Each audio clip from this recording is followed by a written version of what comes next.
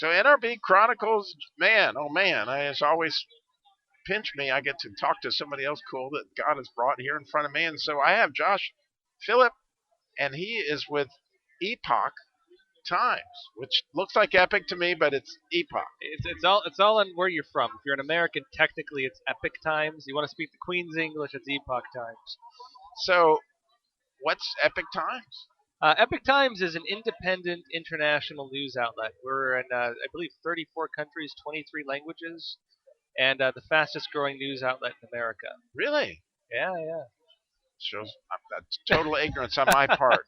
So good. Epic or Epoch. So what kind of news do you cover, and how do you cover it? So I'm the host of a show called Crossroads, and we're on our platform Epic TV, epochtv.com.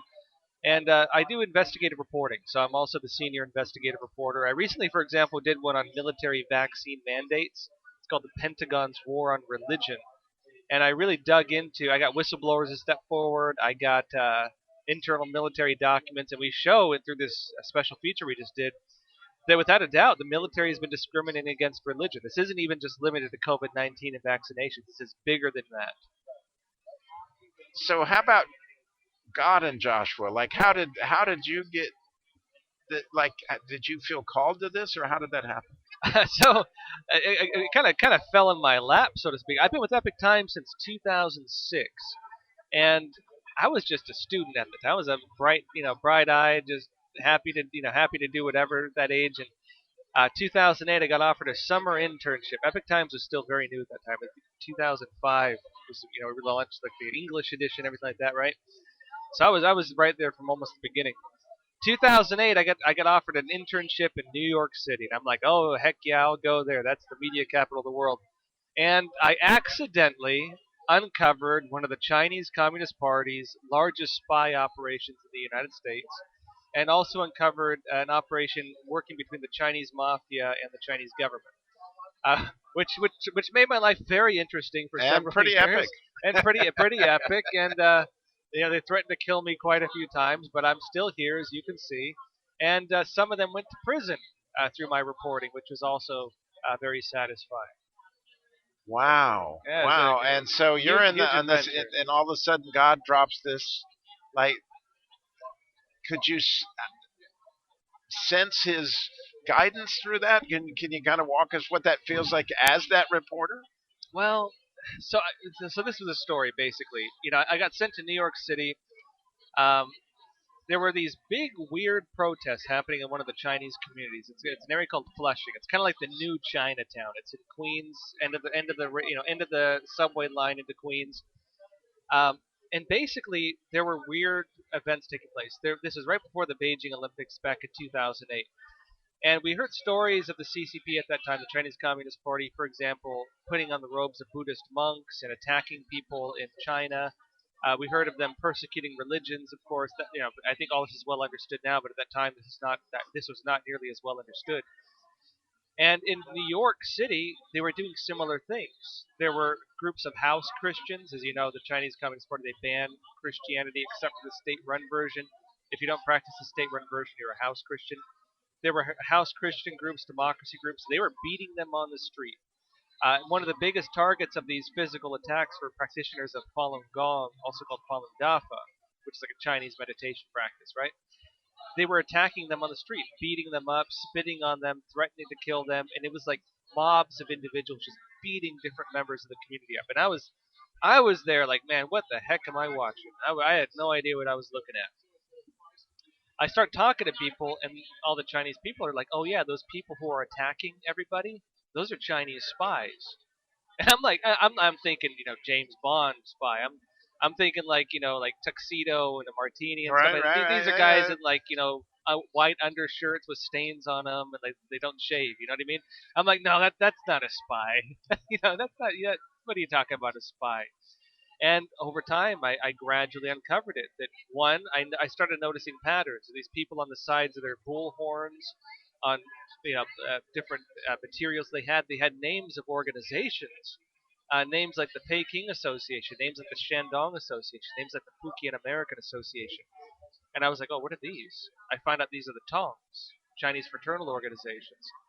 The Fujian American Association, for example, runs the Fuqing Gang, one of the largest transnational organized crime groups in the world. Human traffickers, drug traffickers, they were the ones who did the Golden Venture, which was one of the biggest human trafficking disasters in American history. Big ship ran aground off the coast of New York, filled with people illegally coming from China. Many of them died. It was really terrible. That was the Fuqing Gang, Fuqching. And then I find out that the Chinese consulate general at the time, Peng Ke-yu, is meeting with these individuals. I'm like, okay, why is the Chinese consulate general meeting with members of the Chinese mafia as they're carrying out physical attacks against Chinese dissidents in New York City? And over time, I find out this is part of what they call the United Front Work Department, which is how the CCP infiltrates other countries. I found ties to different politicians, including John Liu at that time and others. And through my investigations and writing about this constantly, I mean, several times I was surrounded by individuals threatening to kill me. Very often, things like that would happen.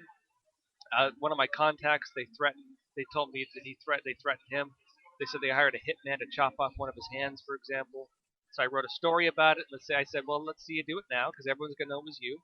And they didn't do it, sure enough. But over time, yeah, this turned into a very large story.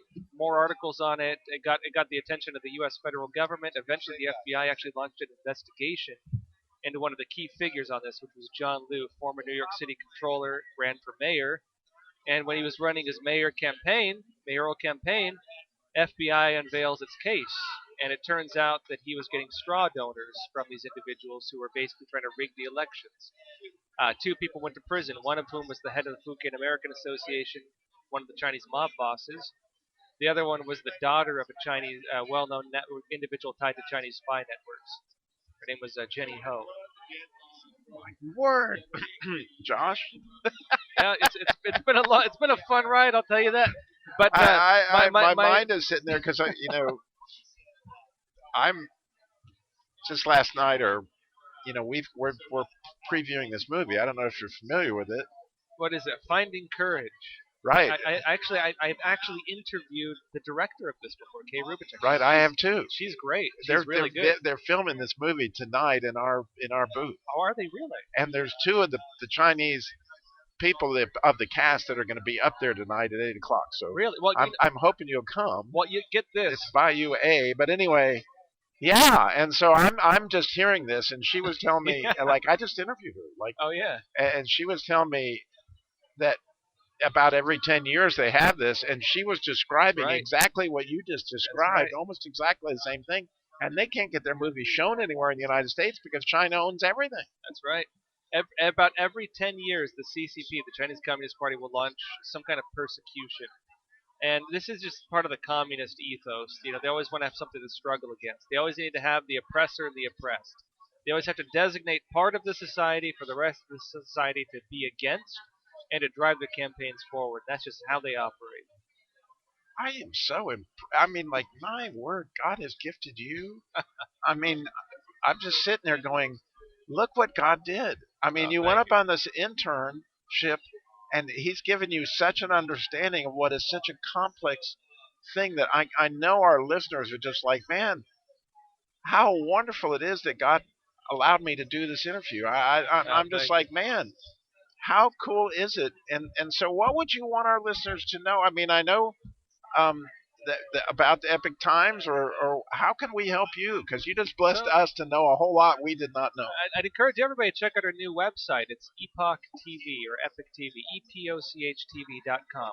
I recently did a big special feature on military vaccine mandates and how this actually ties into a bigger picture of religious discrimination by the Pentagon, including labeling, for example, Christians as domestic terrorists. We really uncovered quite a bit with it. But Epic TV as well, we have a lot of Christian content. We have a lot of videos there, movies, everything. And so, and again, excuse my ignorance, I'm just an old guy. All right? So if I go home and I go, I want to watch Epic TV, like, is there a streaming service? Do I call cable? How do I get Epic TV? Yeah. So we have an app. You can download it on your iPhone or your Android. Can I download it on my TV? I think we are on Roku. I'm not sure if it's the whole platform, but individual shows are. It's that we are on But you Roku, could put an app on your and we're phone, on cable as well. and then you could, like you do the Chosen, you Yeah. could do your TV on your off your Much like phone. the Chosen, I'm friends with those guys too. Yeah, the Harmon brothers, they're great. Oh, they're Yeah. amazing. Yeah. But yeah, so if you have a computer, go online. It's epochtv.com. And again, if you have a smartphone, get our app, Epoch TV, Epoch TV. Wow, I mean, I am so blessed to know God has you out there, man. And Thank you. and how courageous, and just God bless you. And how can we pray for you, Josh? Oh man, well, we're fighting the good fight, so to speak. We're independent media, but honestly, we're again, as I mentioned, the fastest growing media in the United States, Epic Times. We have magazines. We have again a video streaming platform. And We have a I can news website. understand why. Like, Thank we you. need this desperately. How hard is it to find any facts out there that are reliable right now? Thank you, Joshua. It's an opportunity as well. You know what I mean? It's like the other media right now, a lot of the mainstream media, they're destroying themselves by lying to people. And, it's not that hard to tell the truth. You just say things as they are. It's not that complicated. I'm sure. I know you do some great work also.